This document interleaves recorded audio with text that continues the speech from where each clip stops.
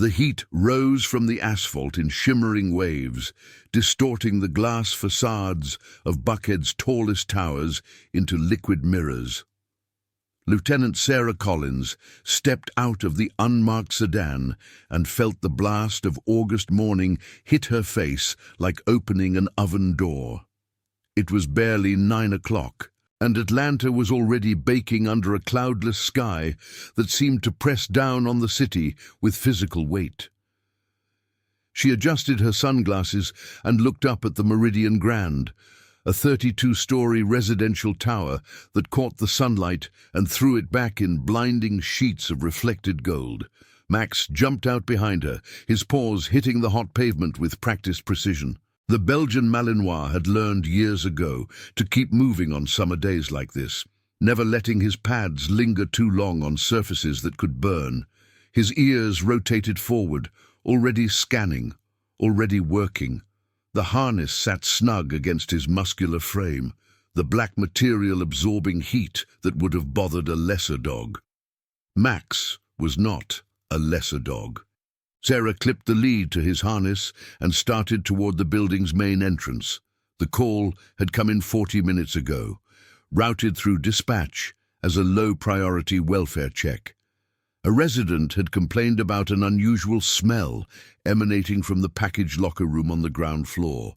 Building management had investigated and found nothing obvious, but the smell persisted. Someone in the chain of command had decided that a K-9 sweep might settle the matter before residents started demanding answers that property managers could not provide. It was supposed to be routine.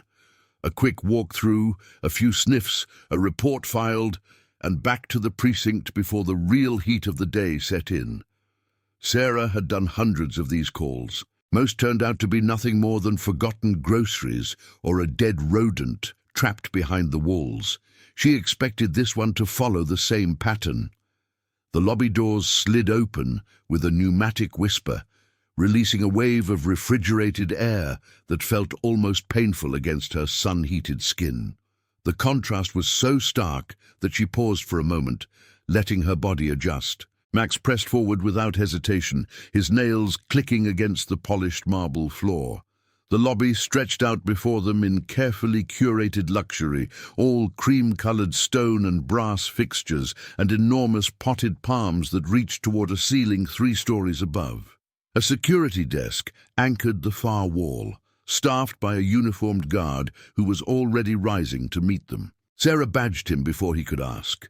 The guard nodded and gestured toward a hallway to the left of the elevator bank.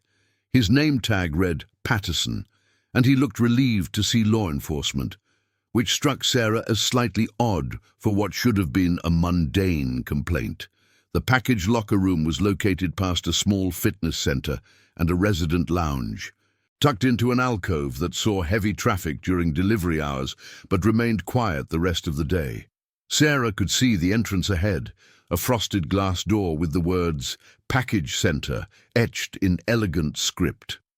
A woman in a charcoal business suit stood outside, arms crossed, foot tapping with barely contained impatience.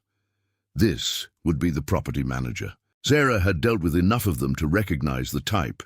Expensive clothes, expensive haircut, expensive watch, and an expression that suggested her time was being wasted by circumstances beneath her station. The woman's eyes tracked Sarah's approach with the kind of assessment that calculated net worth and social standing in a single glance. Sarah did not care about the assessment. She cared about the job. The property manager introduced herself as Diana Ashworth, Director of Residential Operations for the Meridian Grand. Her handshake was firm and brief, her smile practiced and empty. She explained the situation in clipped sentences while Sarah listened, and Max sat at her heel, patient but alert. The smell had first been reported yesterday evening. Maintenance had checked the obvious culprits, the trash compactor, the recycling bins, the drainage system. Nothing. The smell had grown stronger overnight. 3 residents had complained this morning before 9. Diana Ashworth did not appreciate complaints. Complaints suggested problems. Problems suggested incompetence. The Meridian Grand was not incompetent. Sarah asked to see the room. Diana produced a key card and waved it across the reader beside the frosted door. The lock clicked open. She pushed the door inward and stepped aside, gesturing for Sarah to enter first. The message was clear. This was a police matter now. Whatever was inside was no longer her responsibility. The package locker room was larger than Sarah had expected. It stretched back perhaps 50 feet, with floor-to-ceiling banks of automated lockers lining both walls. The lockers came in various sizes, from small compartments barely large enough to hold a shoebox to large cabinets that could accommodate furniture deliveries. Each locker had a digital display showing its number and status. Most showed green, indicating they were empty and available. A scattered few showed red, indicating packages waiting for pickup. The smell hit her the moment she crossed the threshold. It was faint but unmistakable, a sweet chemical undertone buried beneath something organic and wrong. Sarah had encountered enough crime scenes to recognize the components, even when she could not identify their source. Something biological was decaying somewhere in this room. Something else was masking it or trying to.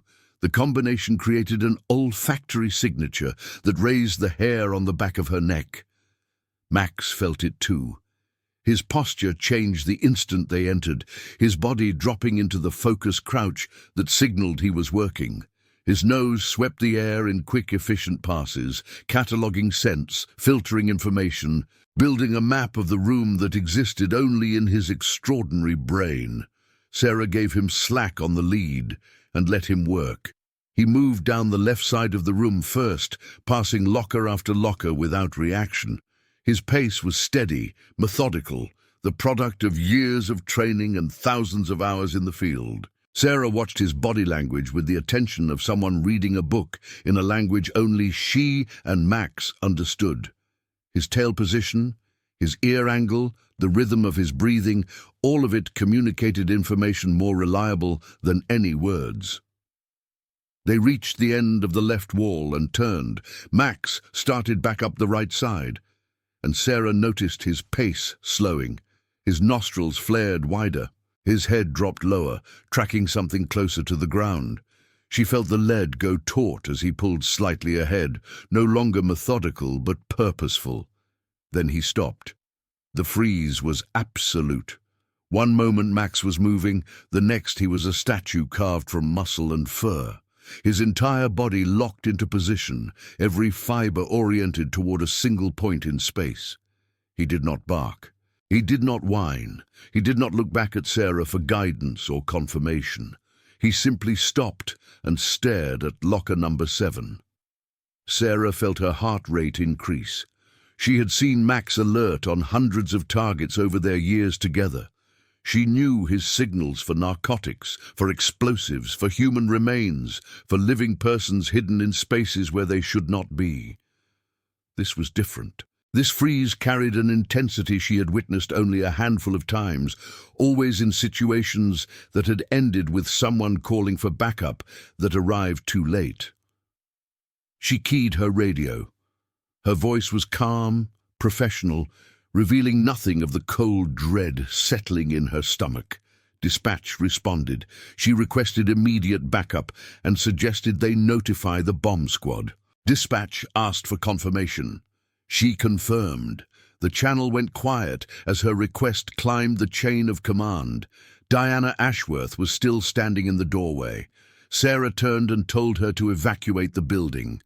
The property manager's face went through a rapid series of expressions, from confusion to disbelief to indignation to fear, before settling on something like controlled panic. She asked if Sarah was serious. Sarah told her she had never been more serious about anything in her life. Diana Ashworth ran. Sarah stayed in the room with Max. She knew she should leave. Protocol demanded that she clear the area and wait for the explosive ordnance disposal team to arrive. But Max had not moved. His freeze held, unbroken. His eyes locked on locker 7 with an intensity that bordered on accusation. He was telling her something. He was telling her that whatever was inside that locker was important enough to risk everything. She trusted him. She had always trusted him. The minutes stretched. She could hear the building coming alive around her, the distant wail of a fire alarm, the muffled thunder of hundreds of feet moving toward exits, voices raised in confusion and complaint. The Meridian Grand was emptying, 342 units worth of residents and staff and visitors pouring out onto the sun-blasted streets of Buckhead. Patrol cars would be arriving now, establishing a perimeter, pushing the crowd back to a safe distance.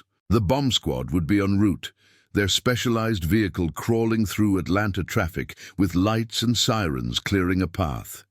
She had time. Not much, but some.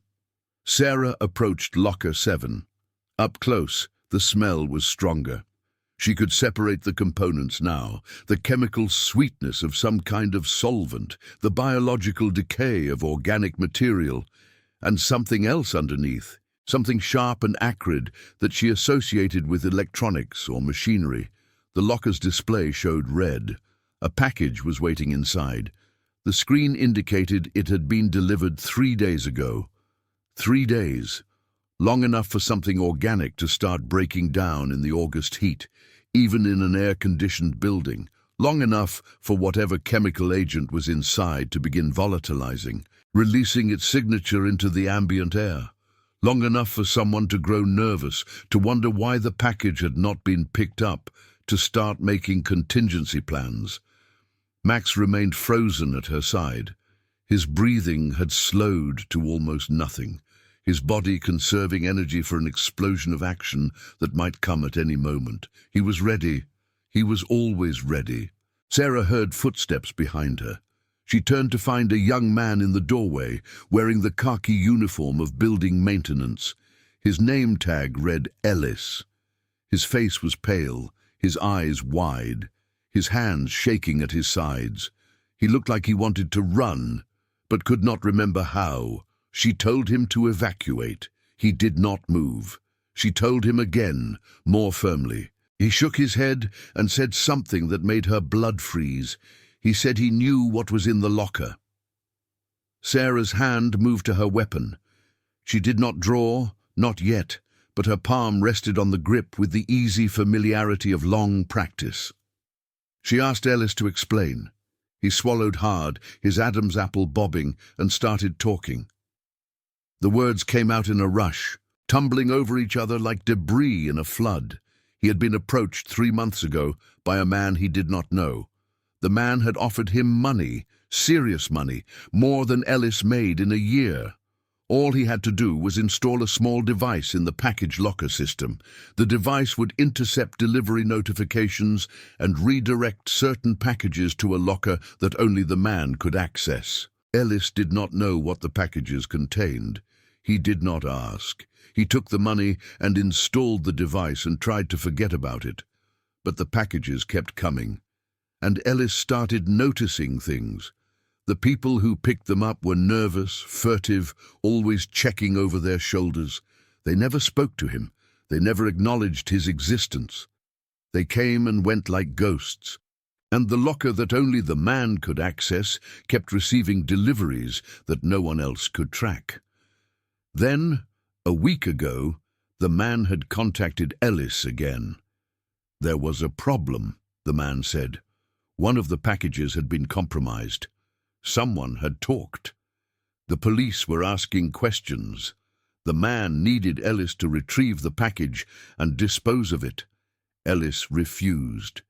He was scared, he said. He did not want to go to prison. The man had not been happy with that answer. Sarah asked what happened next.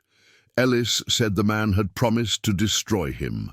The man had records of every package Ellis had helped redirect, every dollar he had accepted, every law he had broken. If Ellis did not cooperate, the man would send those records to the police, to the media, to the HOA board. Ellis would lose his job, his freedom, his life. But that was not the worst of it. The man had also promised that if anyone opened Locker 7, they would not live long enough to regret it. Sarah looked at the locker. She looked at Max, still frozen, still focused. She looked at Ellis, trembling in the doorway, caught between fear of the law and fear of something worse. She asked Ellis who the man was. Ellis said he did not know the man's real name. He only knew him as Mr. Gray.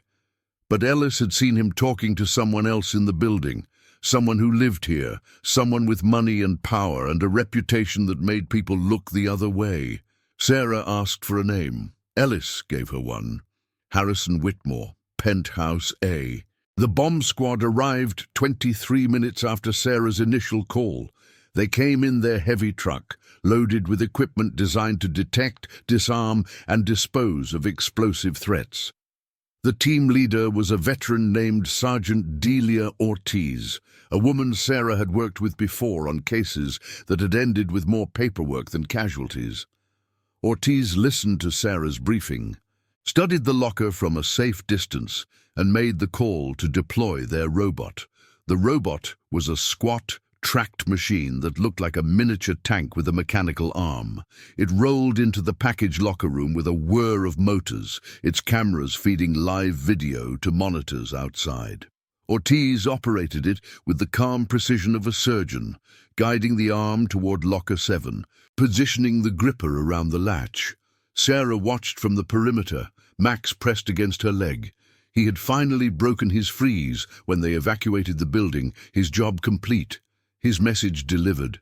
Now he waited like everyone else, his eyes tracking the robot's progress on the monitor with an intelligence that sometimes unnerved people who did not know him. The robot opened the locker.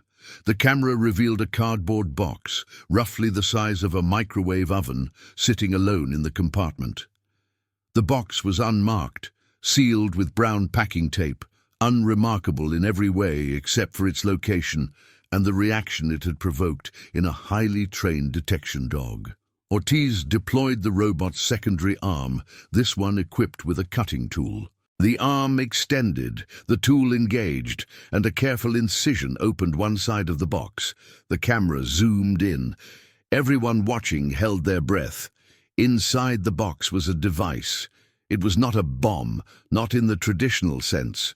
There was no visible explosive material, no bundled wires, no timing mechanism counting down to destruction. Instead, the device consisted of a rectangular metal container, roughly the size of a lunchbox, connected to a small electronic unit with a digital display. The display showed a series of numbers that meant nothing to Sarah, but clearly meant something to Ortiz, whose face went tight with concern. There was also a plastic bag. The bag was clear, sealed, and contained what appeared to be biological material in an advanced state of decomposition. Sarah could not identify what it was from the camera feed, but the smell made more sense now. Something organic had been packaged alongside the device, left to rot in the summer heat, creating a signature that Max's nose had detected through layers of cardboard and metal and sealed plastic. Ortiz ordered a full hazmat response. Whatever was in that bag, she was not taking chances. The biological material could be evidence, or it could be something worse. In the age of bioterrorism, assumptions got people killed. The evacuation perimeter expanded. Streets that had been merely blocked were now closed entirely. News helicopters began circling overhead, their cameras feeding footage to stations that would spend the next several hours speculating about what was happening at the luxury high-rise in Buckhead. Sarah ignored them. She had work to do. Ellis was taken into custody for questioning. He went willingly, almost eagerly, as if being arrested was preferable to whatever fate Mr. Gray had promised. Sarah made sure he was handled gently. He was not the target. He was the tool.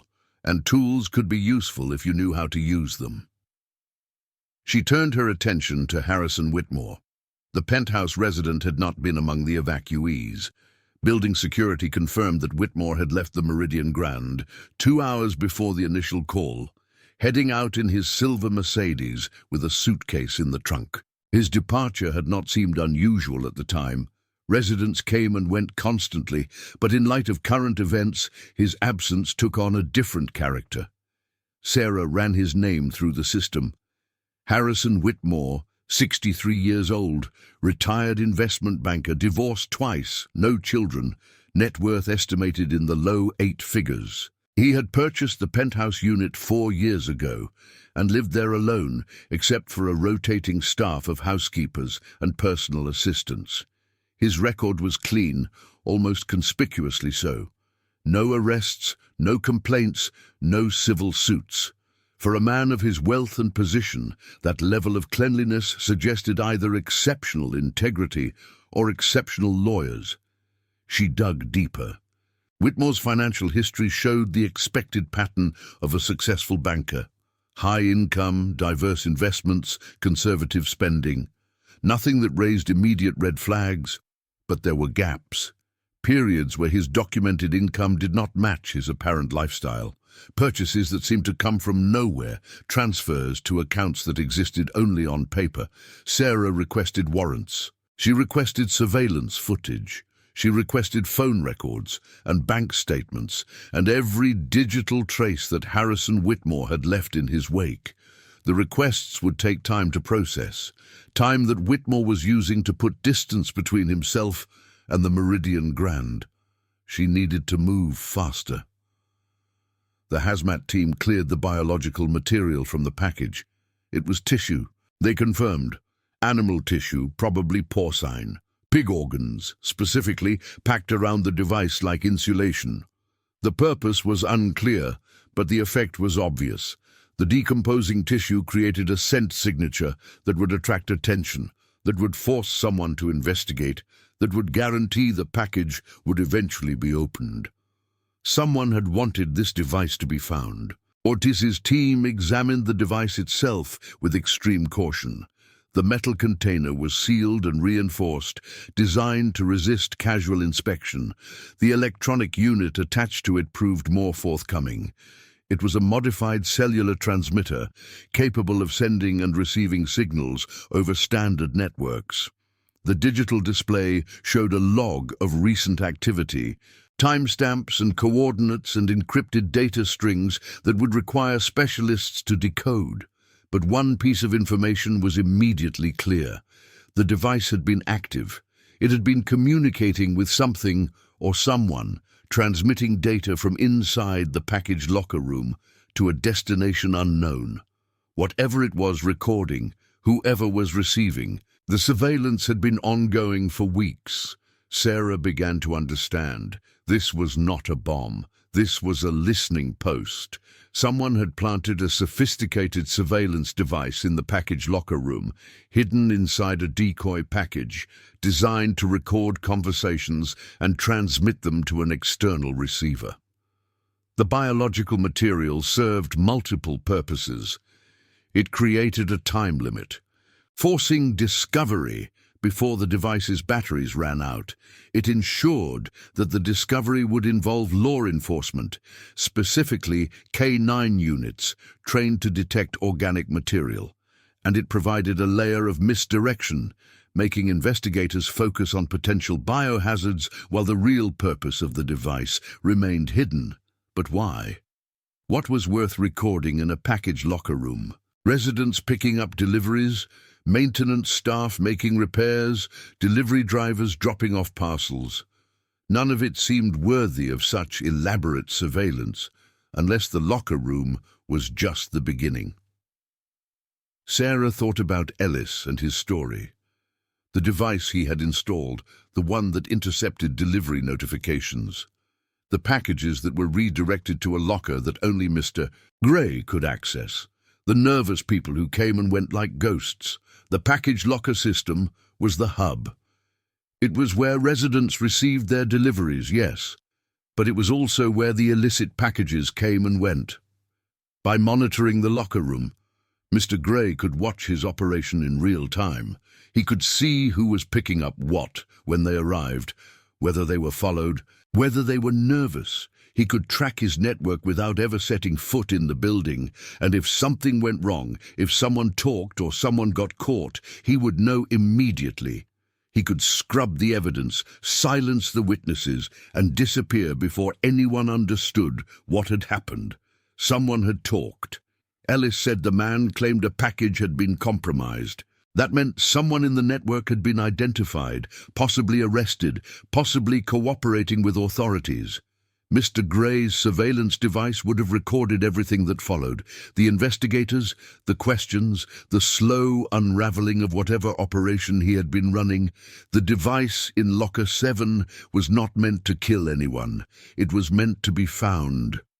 It was meant to trigger exactly this response: a massive evacuation, a hazmat team, hours of investigation that would tie up resources and attention while Mr. Gray executed his exit strategy. The decomposing tissue was not a biohazard. It was a distraction. Sarah keyed her radio and started giving orders. Harrison Whitmore's Mercedes was spotted by traffic cameras heading north on Interstate 85, moving toward the city limits at exactly the posted speed. He was not running. He was not attracting attention. He was driving like a man who had all the time in the world because he believed he did. Sarah coordinated with Highway Patrol. They would intercept Whitmore before he reached the state line, but they needed to do it carefully. A man like Whitmore would have lawyers on speed dial. Any mistake in the stop would become grounds for dismissal, evidence thrown out, charges dropped. She needed this to be clean. While the pursuit unfolded on the highway, she turned her attention back to the Meridian Grand. The building remained evacuated, its residents scattered across Buckhead, in coffee shops and restaurants, and the lobbies of neighboring buildings, complaining loudly about the inconvenience while checking their phones for news updates. The hazmat team had cleared the immediate area, confirming that the biological material posed no threat beyond its obvious unpleasantness. The bomb squad was packing up, their work complete, their reports already being filed. But Sarah was not finished. She asked Diana Ashworth for access to the building's security footage. The property manager, who had recovered some of her composure now that the immediate crisis had passed, complied with evident reluctance. The footage was stored on servers in the basement, protected by passwords and protocols that Diana rattled off with the weary efficiency of someone who had answered too many questions already. Sarah descended into the basement with Max at her side. The server room was cold, aggressively air-conditioned to protect the equipment that lined its walls. Banks of hard drives hummed behind locked cages, their indicator lights blinking in patterns that suggested constant activity. A technician met her at the door, a young woman named Park, who seemed more excited than alarmed by the day's events. Park walked Sarah through the system. The Meridian Grand had cameras everywhere, she explained. Lobbies, hallways, elevators, parking garage, fitness center, pool deck, loading dock. The footage was stored for 90 days before being overwritten, unless flagged for retention. Park could pull up any camera, any time, with a few keystrokes. Sarah asked for the package locker room starting 3 months ago. The footage appeared on a monitor, time-stamped and crystal clear. Sarah watched as days compressed into minutes, residents coming and going, packages appearing and disappearing, the mundane rhythm of deliveries and pickups playing out in accelerated silence. Max sat beside her, his head resting on his paws, conserving energy while his partner worked. She found the first anomaly on day 4. A man entered the locker room shortly after midnight, moving with the careful deliberation of someone who knew exactly where the cameras were and how to minimize his exposure. He was tall, wearing dark clothing and a baseball cap that shadowed his face. He approached a locker near the back of the room, one that Sarah noted was not visible from the main entrance. He entered a code, retrieved a small package, and left. The whole interaction took less than 2 minutes. Sarah flagged the timestamp and kept watching. The man appeared again 5 days later, same time, same locker, same careful movements. Then again, a week after that.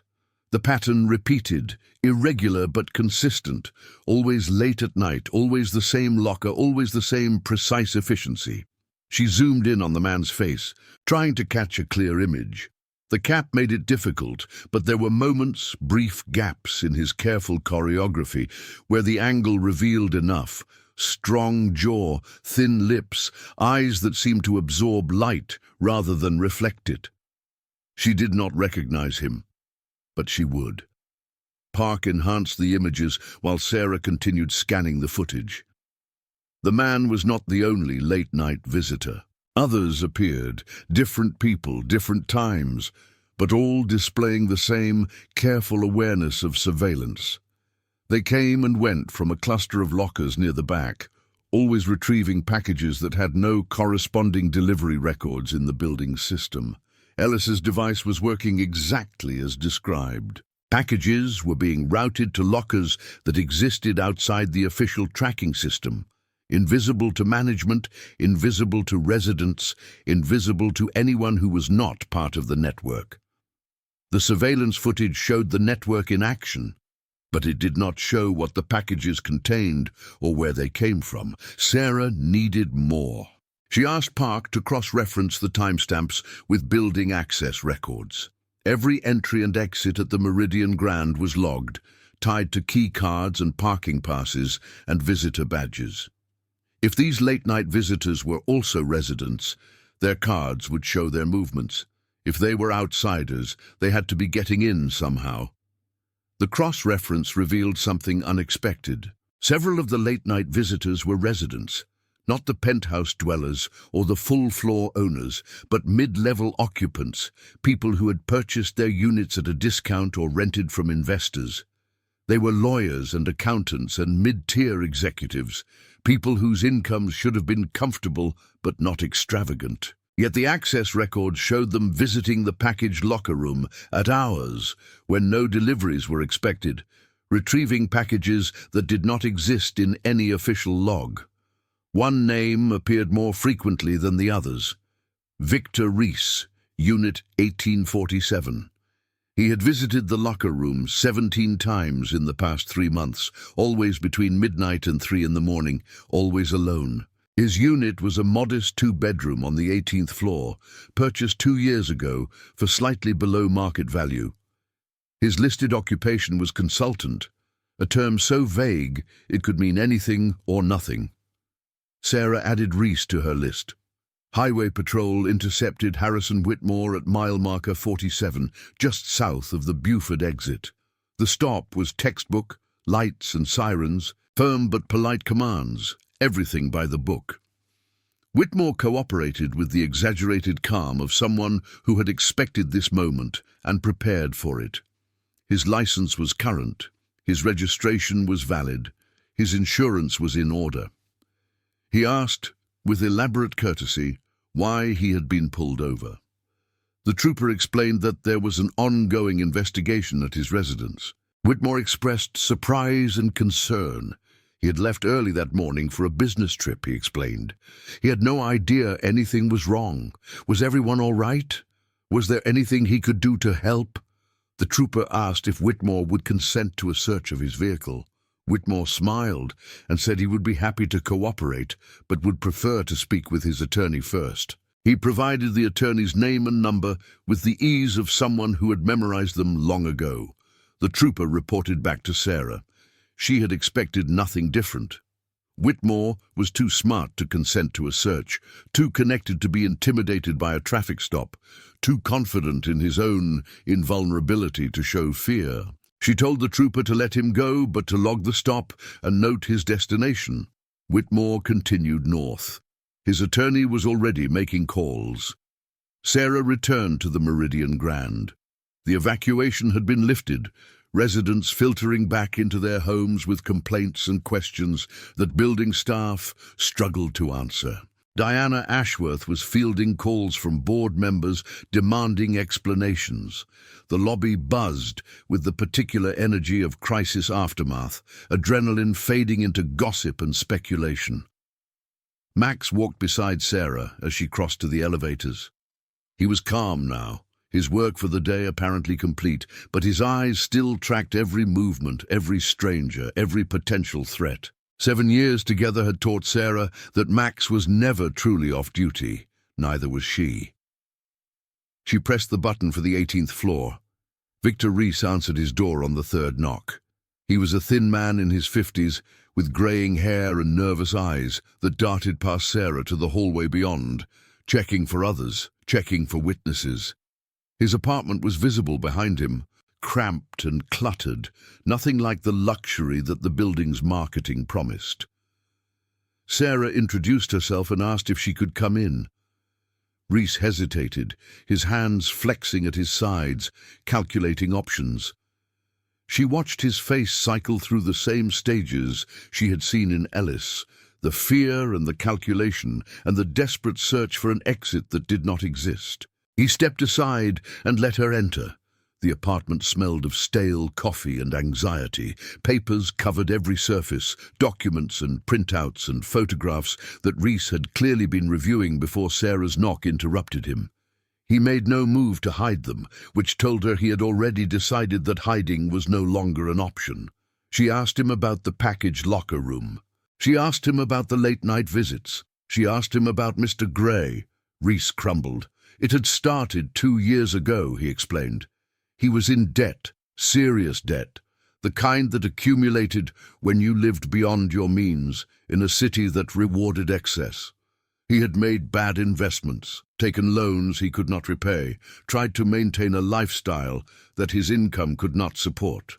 When the collectors started calling, when the notices started arriving, when his credit score dropped into territory that made landlords laugh at his applications, he had been approached by a man who offered a solution.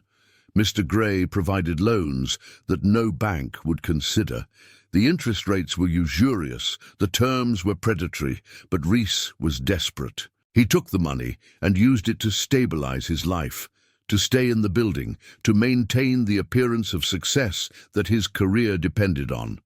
But the loans came with conditions. Reese became a courier. He received packages at the Meridian Grand and delivered them to addresses around the city. He never opened the packages. He never asked what was inside. He simply picked them up from the special lockers and dropped them off at locations that Mr. Gray specified via encrypted messages that deleted themselves after being read. The money was good, better than good. Reese paid off his debts and started accumulating savings for the first time in years. He told himself that whatever was in those packages was not his concern. He told himself that ignorance was protection. He told himself whatever lies he needed to keep the money flowing. Then, 3 weeks ago, one of the other couriers had been arrested. Reese did not know the details, only that the man had been caught with a package that turned out to contain something very illegal. The courier had talked, trading information for leniency, and suddenly the whole network was at risk.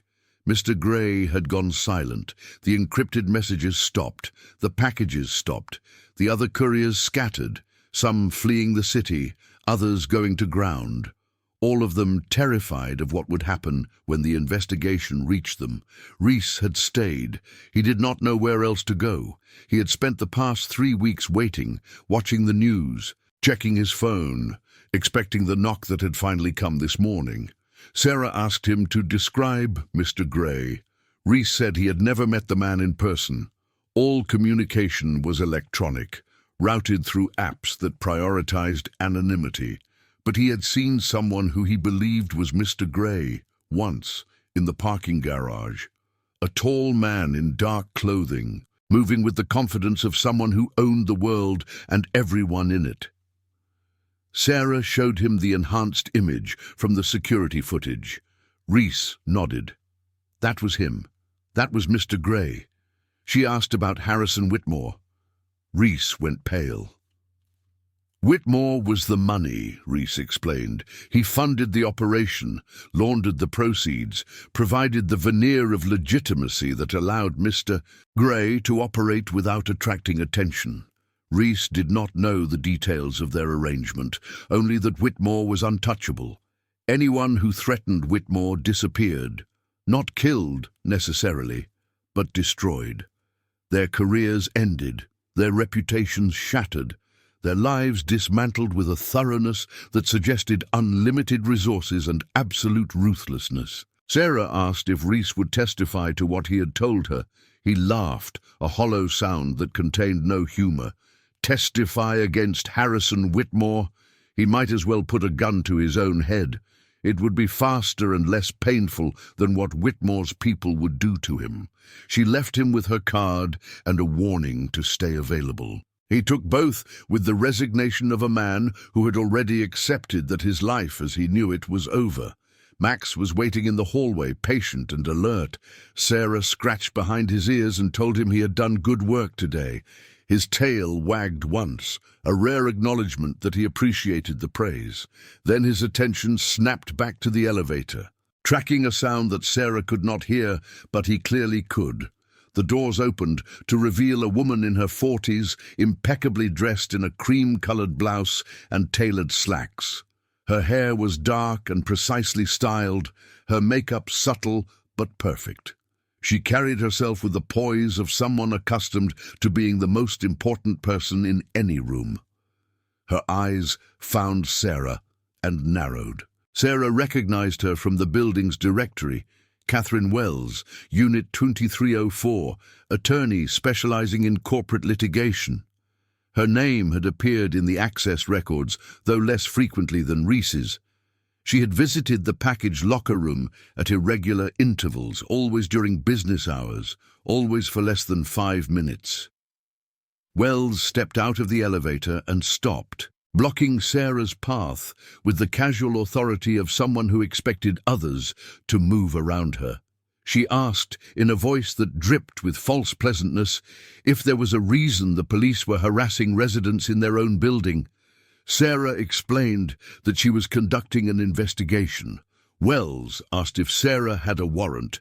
Sarah said she did not need a warrant to ask questions. Wells smiled and said that questions were one thing, but harassment was another. She mentioned, as if in passing, that she represented several residents who were considering filing complaints about the morning's evacuation. Sarah let the threat slide past her. She had dealt with lawyers before.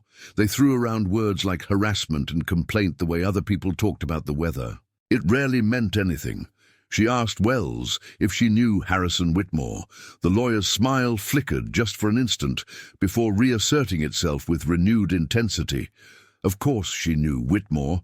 Everyone in the building knew Whitmore. He was a fixture, a pillar of the community, a generous donor to local charities and political campaigns. Why did Sarah ask? Sarah said Whitmore's name had come up in connection with an ongoing investigation. Wells's smile hardened into something closer to a weapon. She said that if Sarah intended to make accusations against Harrison Whitmore, she should be prepared for consequences. Whitmore had resources, Whitmore had friends, Whitmore did not appreciate being inconvenienced by fishing expeditions. It was not a threat exactly. It was more like a weather forecast, delivered with the certainty of someone who had seen the storm clouds gathering and knew exactly where the lightning would strike.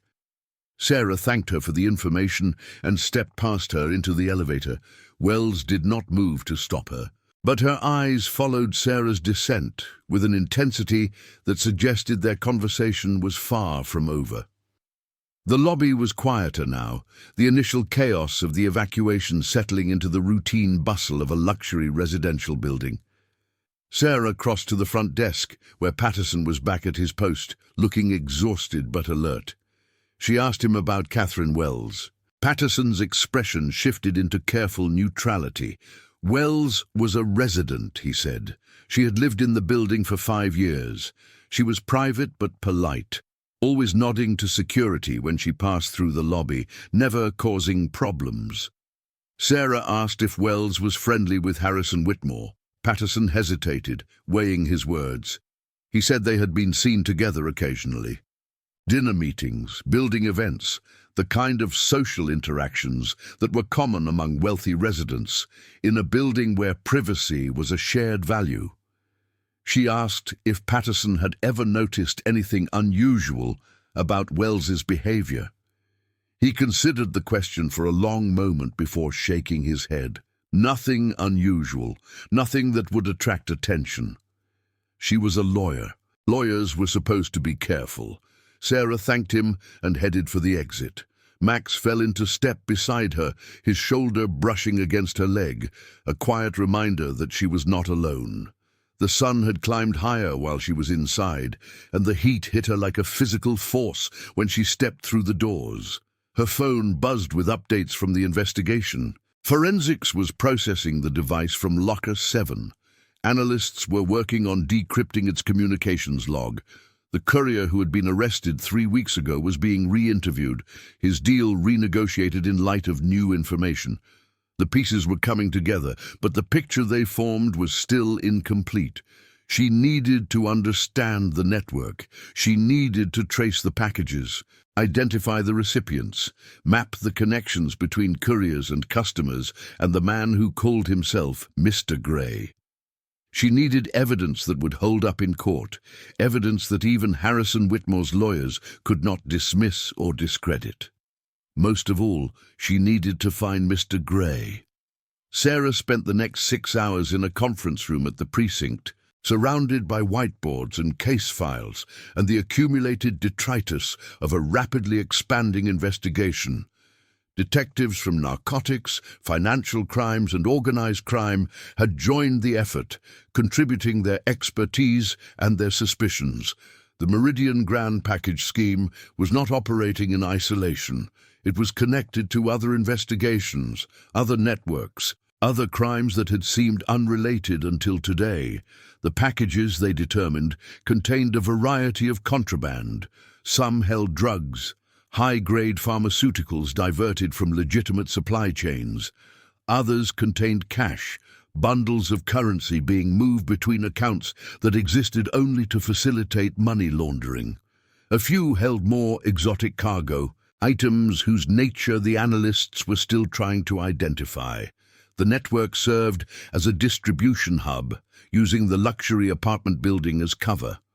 Residents who participated received packages at lockers that did not officially exist, then delivered them to customers throughout the city. The customers were wealthy, well-connected individuals who could not risk being seen at conventional drop points. They paid premium prices for the convenience and discretion. Harrison Whitmore provided the financial infrastructure. His investment background gave him access to shell companies and offshore accounts, the plumbing through which dirty money flowed until it emerged clean on the other side. He took a percentage of every transaction, skimming profits that accumulated into a fortune even larger than his legitimate wealth. Catherine Wells provided legal cover. Her corporate litigation practice was a front for more specialized services, advising clients on how to structure their illegal activities to minimize legal exposure. She reviewed contracts, vetted associates, and ensured that the network's paper trail led nowhere useful. Mr. Gray was the operational mastermind. He recruited couriers, managed logistics, and eliminated threats with a ruthlessness that had kept the network running for years. His identity remained unknown, his face hidden behind aliases and encrypted communications, but his presence was felt in every aspect of the operation. The surveillance device in Locker 7 was his contingency plan.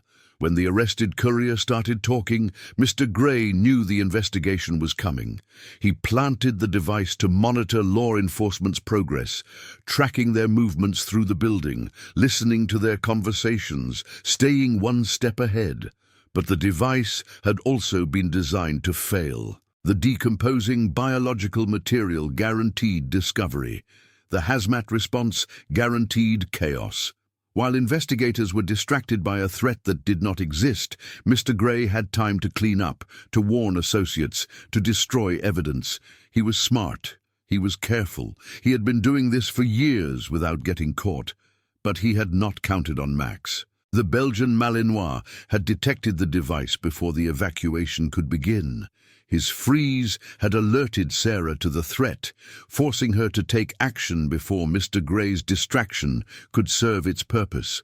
The building was locked down, the package retrieved, the network exposed before its architect could complete his escape. Now, Sarah needed to find him before he disappeared entirely. The breakthrough came shortly after midnight. Analysts had finally cracked the encryption on the surveillance device's communication log.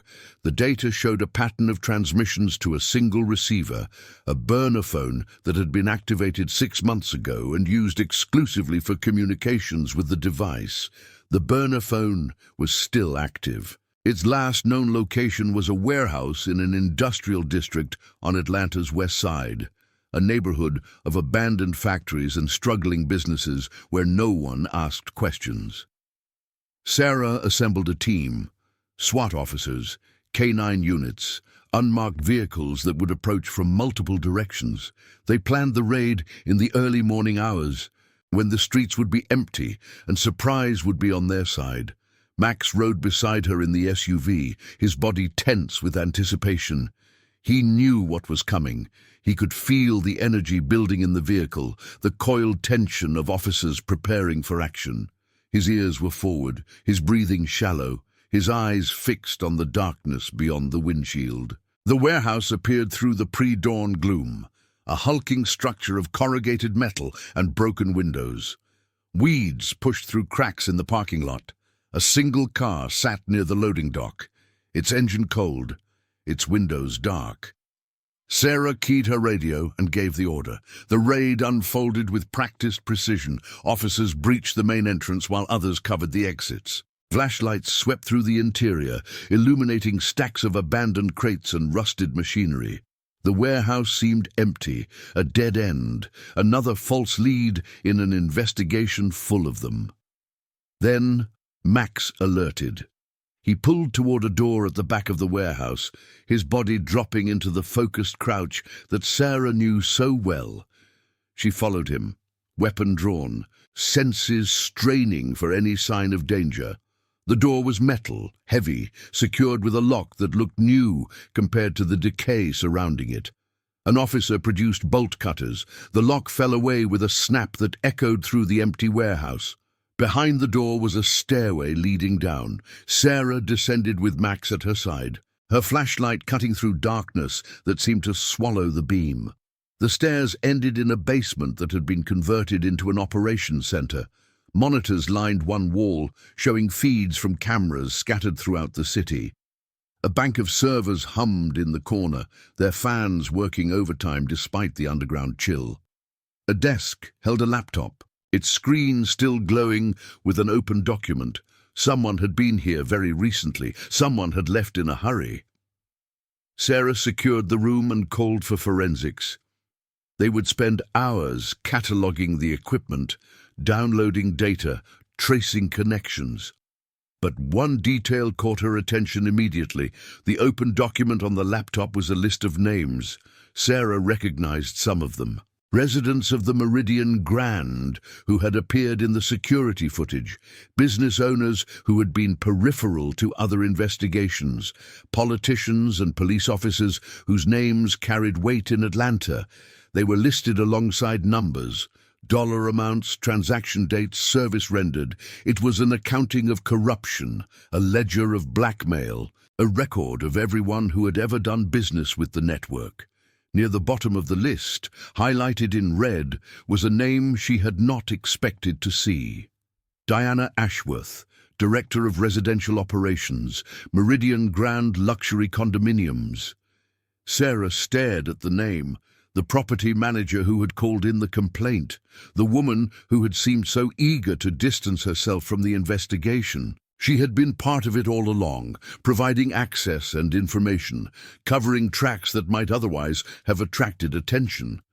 The complaint about the smell had been a setup. When Mr. Gray's surveillance device failed to trigger an evacuation, Diana had created another opportunity. She had ensured that someone would investigate the locker room, that the device would be found, that the distraction would proceed as planned. But why? Why would she sabotage her own operation? The answer came from the list itself. Diana's name was highlighted because her payments had stopped. 2 months ago, according to the ledger, she had been cut off. The reason was noted in shorthand: attempted independent action, security breach, trust compromised. Diana had tried to go around Mr. Gray. She had attempted something on her own, some scheme that threatened the larger network. When Mr. Gray discovered her betrayal, he had cut her out. No more payments, no more protection, no more future. So Diana had decided to burn it all down. She had known about the surveillance device because she had helped install it. She had known that its discovery would trigger exactly the response it did. She had counted on the investigation, exposing Mr. Gray and everyone associated with him, including Harrison Whitmore, including Catherine Wells, including everyone who had benefited from the network, while Diana was left with nothing. It was not justice, it was revenge. Sarah called in Diana Ashworth's location. Officers picked her up at her downtown apartment, packing suitcases in preparation for a departure that would never happen. She did not resist. She did not seem surprised. She simply asked, with the weary resignation of someone who had bet everything and lost, whether she could have a cigarette before they took her in. The interrogation lasted 4 hours. Diana talked freely, almost eagerly, as if the words had been building inside her for years. She described the network in detail. She named names, dates, locations, amounts. She explained how Mr. Gray had recruited her, how Whitmore had funded her, how Wells had protected her. She revealed the scope of the operation, its reach into every corner of Atlanta's elite, its tendrils spreading through business and politics and law enforcement itself. She also revealed something Sarah had not expected. Mr. Gray was not one person. Mr. Gray was a role, a persona adopted by whoever was running operations at any given time. The current Mr. Gray had held the position for 3 years. Before him, there had been another. Before that, another still. The network was older than any individual member, a self-perpetuating organism that survived by constantly replacing its parts. The current Mr. Gray, Diana said, was a man named Roland Thatch, former military, former intelligence, former a lot of things that left no paper trail. He was a ghost, a cipher, a man who had erased his own existence so thoroughly that even his employers did not know his real name. But Diana knew. She had slept with him once, early in their association, before the relationship had soured. He had talked in his sleep, mumbling names and places that she had filed away for future use. When things went wrong, when Thatch cut her off and left her with nothing, she had started digging. Roland Thatch had a weakness. Everyone did. His was a storage unit in Marietta, paid for under a false name, but visited regularly on the 15th of every month. Diana did not know what was inside. She only knew that Thatch protected it, like a dragon protecting its hoard, and that anything he protected that fiercely must be worth knowing about. Sarah thanked her for the information and ended the interview. Diana would face charges, many of them, but her cooperation would be noted. In the mathematics of criminal justice, information was currency. Diana had paid a substantial down payment on her future. The 15th of the month was 2 days away. Sarah used the time to build her case. Warrants were issued for Harrison Whitmore, Catherine Wells, and Victor Reese. Whitmore's lawyers fought the arrest with every tool at their disposal, filing motions and appeals that clogged the courts for hours. But the evidence was overwhelming. The ledger from the basement, the testimony from Diana and Reese, the surveillance footage, the forensic analysis of the devices and accounts, all of it pointed to a single, inescapable conclusion. Harrison Whitmore was not a pillar of the community. He was a criminal, hiding behind wealth and reputation, and his time was finally up. Catherine Wells was arrested at her office, surrounded by the trappings of legitimate legal practice. She said nothing during the arrest, nothing during processing, nothing during the first 6 hours of interrogation. Her silence was professional, calculated, the response of someone who understood that anything she said would be used against her. But even silence has limits. Faced with the evidence, faced with the testimony of her former associates, faced with the prospect of decades in federal prison, Catherine Wells finally began to talk. She confirmed everything Diana had said. She added details that Diana had not known.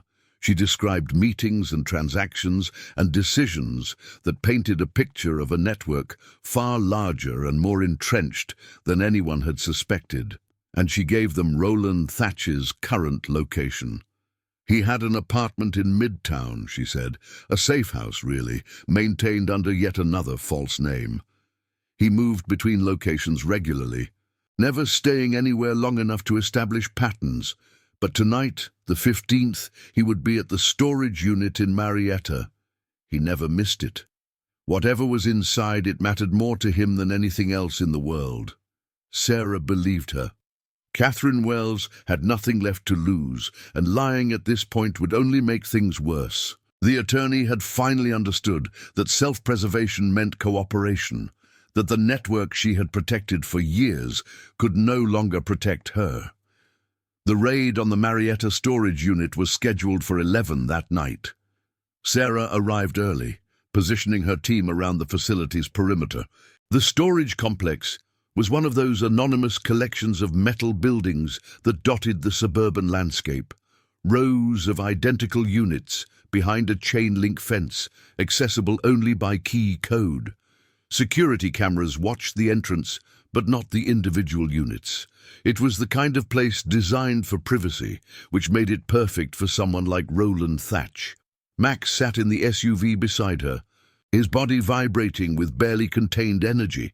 He knew what was coming. He could feel it in Sarah's posture, in the tension of her grip on the steering wheel, in the quality of her silence. This was the culmination of everything they had worked for. The final move in a game that had started with a frozen dog staring at a locker. At 11:15, a dark sedan pulled into the storage facility's lot. Sarah watched through binoculars as a tall man emerged from the driver's seat. He moved with the careful precision she had seen in the security footage, checking his surroundings, scanning for threats. His face was partially visible now, no longer hidden by shadows or baseball caps. Strong jaw, thin lips, eyes that seemed to absorb light rather than reflect it. Roland Thatch, Mr. Gray. He walked to a unit near the back of the complex, entered a code, and disappeared inside. Sarah gave the signal. Officers converged from all directions, their movements swift and coordinated. The element of surprise was complete. By the time Thatch realized what was happening, he was surrounded. His escape routes blocked, his options reduced to zero. He did not surrender immediately. For a long moment, he stood in the doorway of his storage unit, staring at the officers with an expression that combined contempt and calculation. Sarah could see him weighing possibilities, assessing odds, searching for an angle that might still let him slip away. She stepped forward, Max at her side, and told him it was over. Thatch looked at her. His eyes moved to Max, studying the dog with an intensity that suggested he understood exactly what had happened. The K-9 who had frozen at Locker 7. The animal whose instincts had unraveled everything. He smiled, thin and cold, and raised his hands. The storage unit contained exactly what Diana had implied. Records, physical records. The kind that could not be hacked or deleted. Files on every member of the network, every customer, every transaction. Photographs and documents and recordings that detailed years of criminal activity. It was insurance, leverage, the accumulated power that Roland Thatch had used to keep himself safe for so long. Now it was evidence. Sarah supervised the cataloguing of the contents while Thatch was processed and transported. The man said nothing during the arrest, nothing during the ride to the precinct, nothing during the hours of questioning that followed. His silence was different from Catherine Wells's professional reserve. It was the silence of someone who had already accepted their fate and found it beneath their dignity to discuss. He would talk, eventually. They always did. But for now, his silence did not matter. The evidence spoke for itself. The sun was rising when Sarah finally left the precinct. Max walked beside her, tired but satisfied, his tail wagging slowly as they crossed the parking lot to her car. The August heat was already building, the air thick with humidity and the promise of another scorching day. She opened the back door, and Max jumped in, settling onto the seat with a contented sigh. Sarah climbed behind the wheel and sat for a moment, staring at nothing, letting the exhaustion wash over her. They had done it. They had dismantled a network that had operated for years. Arrested criminals who had believed themselves untouchable, exposed corruption that had reached into every corner of the city. It was a victory, a significant one, the kind that would generate headlines and commendations, and probably a few uncomfortable conversations with politicians whose names had appeared in the ledger. But Sarah was not thinking about any of that. She was thinking about the moment when Max had frozen at Locker 7, that instant of absolute certainty, the communication between dog and handler that transcended words, the trust that had allowed her to recognize the significance of his alert even when she did not understand its cause. 7 years they had worked together. 7 years of training and operations and late nights and early mornings, building a partnership that was unlike anything else in her life. Max was not a pet. He was not a tool. He was her partner, her colleague, her friend. He had saved her life more times than she could count, and she had saved his just as often. They were bound together by something deeper than duty, something that defied easy explanation. She reached back and scratched behind his ears. He leaned into her hand, his eyes half closed with pleasure, his breathing slow and even. "Good boy," she told him. His tail thumped against the seat. They drove home through streets that were just beginning to fill with morning traffic. The city was waking up, starting another day, unaware of the drama that had unfolded in its shadows. That was how it should be. People went about their lives without knowing about the threats that lurked in their midst, the predators who operated just out of sight. They trusted the police to protect them, to hunt the monsters, to maintain the thin line between civilization and chaos. Sarah was proud to hold that line, proud to serve, proud to have a partner like Max by her side. The investigation would continue for months. There would be trials and testimonies, plea deals and sentencing hearings. Harrison Whitmore's lawyers would fight every charge, delaying and maneuvering, but the outcome was no longer in doubt. The evidence was too strong, the witnesses too numerous, the crimes too well documented. Justice would be served, slowly and imperfectly, but served nonetheless. Roland Thatch would face the most serious charges. His role as the network's operational leader made him responsible for years of criminal activity, from drug distribution to money laundering to obstruction of justice. The recordings in his storage unit contained conversations that implicated him directly in decisions that had ruined lives and corrupted institutions. His silence could not protect him from his own words. Catherine Wells would negotiate. Her early cooperation would earn her a reduced sentence, and her testimony would help convict the others. She would emerge in a few years, disbarred and disgraced, but alive and free. Whether that was justice or mercy depended on one's perspective. Diana Ashworth would serve time, but less than she deserved. Her role as an informant, however involuntary, had been crucial to breaking the case. The prosecution would acknowledge that grudgingly, and the judge would factor it into sentencing. Victor Reese would testify against everyone he could remember and spend his remaining years looking over his shoulder, wondering if the network had truly been destroyed or if some remnant still lurked in the shadows, waiting for revenge. Sarah did not care about revenge. She cared about results. The network was broken, its leaders arrested, its operations exposed. The package locker scheme was finished, the corrupted systems being replaced, the building's residents slowly returning to the illusion of safety that luxury condominiums were designed to provide. Max would receive another commendation to add to his collection.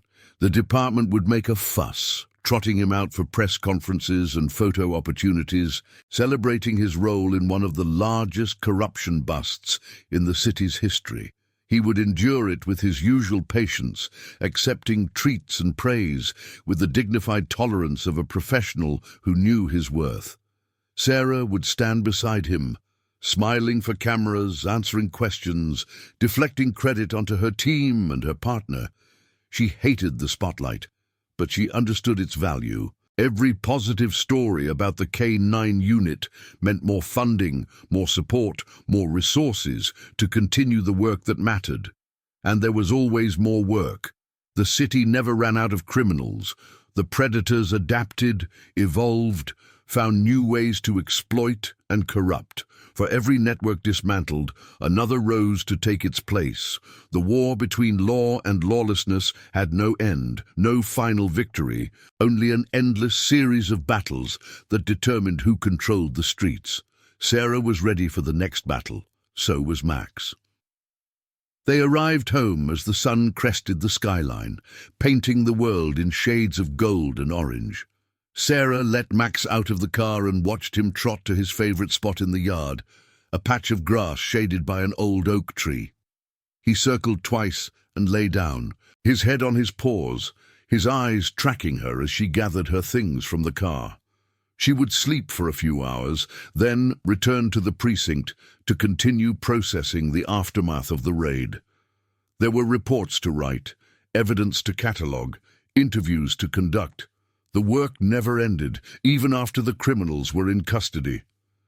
But for now, for this brief moment between battles, she allowed herself to feel something like peace. Sarah crossed the yard and sat down beside Max in the shade of the oak.